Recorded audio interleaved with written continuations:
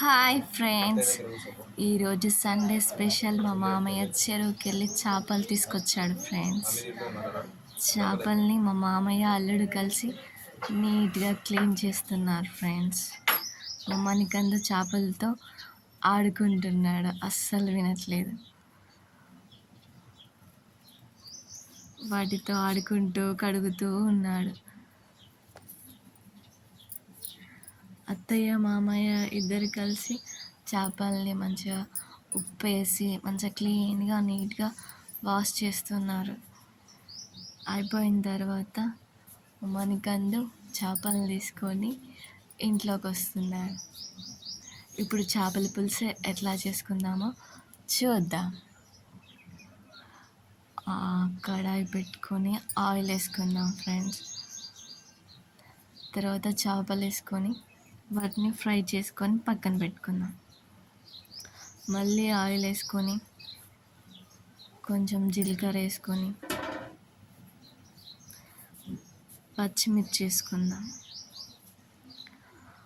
ఉల్లిగడ్డ అల్లం వెల్లుల్లి పేస్ట్ వేసుకుందాం. వేసుకొని దాన్ని కలుపుకోవాలి.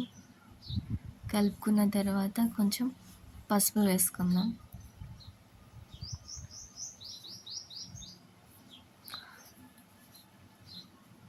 పసుపు వేసుకున్న తర్వాత మంచిగా కలుపుకోవాలి. మంచిగా కలుపుకున్న తర్వాత ముందుగా కలిపి పెట్టుకున్న చింతపండు పులుసుని ఇందులో వేసుకోవాలి.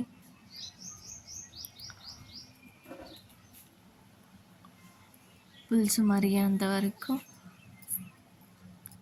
చూడాలి. పులుసు మరుగుతున్నప్పుడు ఇందులో కారం వేసుకోవాలి.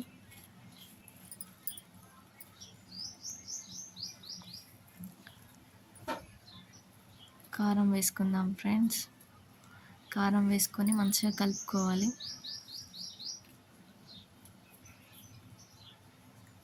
తర్వాత జీలకర్ర మెంతుల పొడి వేసుకుందాం. జీలకర్ర మెంతుల పొడి వేసుకుంటే చాలా టేస్టీగా ఉంటుంది. తర్వాత సాల్ట్ వేసుకుందాం.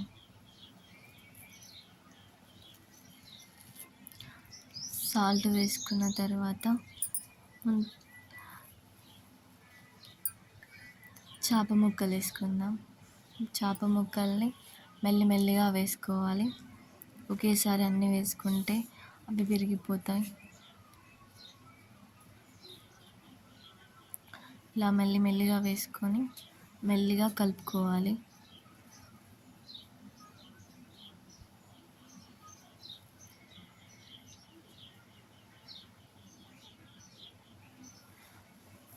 చేపల్ని ఎక్కువసేపు కలపకూడదు, కలిపితే విరిగిపోతాయి. అందుకని ఇలా చేసుకోవాలి. చేపలు ఉడికినాయా లేదా చూసుకొని కొత్తిమీర వేసుకొని స్టవ్ ఆఫ్ చేసుకోవాలి.